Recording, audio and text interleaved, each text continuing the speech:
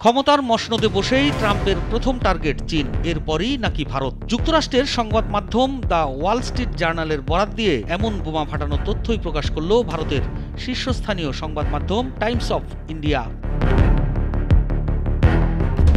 দ্বিতীয়বারের মতো ট্রাম্পের ক্ষমতা গ্রহণ নিয়ে চলছে নানা জল্পনা। কেমন হবে তার শাসন, কেমন হবে তার পররাষ্ট্রনীতি। এমন প্রেক্ষিতে মার্কিন সংবাদ মাধ্যম ওয়াল স্ট্রিট জার্নালের বরাত দিয়ে টাইমস অফ ইন্ডিয়া জানিয়েছে, সম্ভবত ট্রাম্প তার প্রথম 100 দিনের মধ্যেই চীন এবং ভারতকে টার্গেট করে তার পরিকল্পনা সাজাচ্ছে।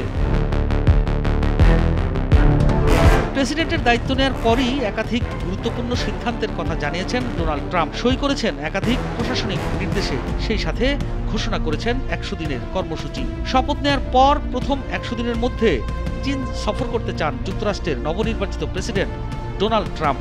কারণ একটাই, শি জিনপিং এর সঙ্গে সম্পর্ক উন্নয়ন। এরপরই তার সফর তালিকায় রাখা আছে ভারতের নাম।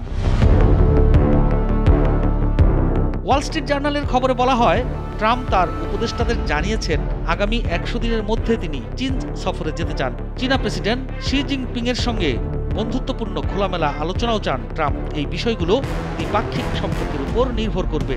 এছাড়া ট্রাম্প তার উপদেষ্টাদের সম্ভাব্য ভারত সফর নিয়েও আগ্রহের কথা জানিয়েছেন।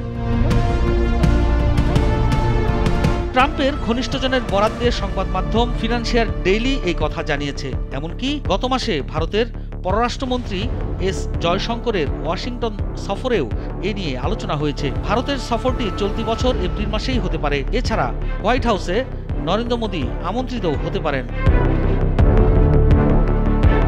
চীনের প্রেসিডেন্ট শি জিনপিং এর সঙ্গে ট্রাম্পের ফোন আলাপের একদিন পর এই খবর এলো। তাদের আলোচনায় দ্বিপাক্ষিক সম্পর্ক এগিয়ে নেওয়ার কথা হয়েছে। শপথ অনুষ্ঠানে শি আমন্ত্রিত হয়েছিলেন, যদিও তিনি যাননি। শপথ অনুষ্ঠানে শি এর প্রতিনিধিত্ব করেছেন চীনের ভাইস প্রেসিডেন্ট হান ঝেং। অন্যদিকে নরেন্দ্র মোদী শপথ অনুষ্ঠানে আমন্ত্রিত হননি। তবে রীতি অনুযায়ী ভারতের পররাষ্ট্রমন্ত্রী এস জয়শঙ্কর শপথ অনুষ্ঠানে যোগ দেন।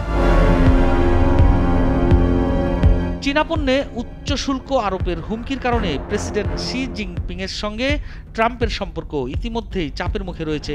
গত শুক্রবার ট্রাম্প ও শি জিনপিং এর মধ্যে ফোনালাপ হয়। নির্বাচনের পর এটি ছিল তাদের প্রথম যোগাযোগ। জানা যায়, ফোনালাপে আলোচনার বিষয়বস্তু ছিল বাণিজ্য, ফেন্টানাইল, টিকটক এবং অন্যান্য গুরুত্বপূর্ণ ইস্যু। চীনের সঙ্গে ট্রাম্প প্রশাসনের সম্পর্কের এই মুহূর্তটি বেশ সংবেদনশীল। কারণ ট্রাম্প চীনা পণ্যের উপর 60% পর্যন্ত শুল্ক আরোপের হুমকি দিয়েছেন। অবশ্য চীন এই শুল্ক বৃদ্ধির বিষয়ে আলোচনায় বসার আগ্রহ দেখিয়েছে। চীনের রাষ্ট্রীয় সংবাদ মাধ্যম সিনহুয়া জানিয়েছে, শি ও ট্রাম্প তাদের আলোচনায় কৌশলগত যোগাযোগ মাধ্যম প্রতিষ্ঠায় সম্মত হয়েছেন।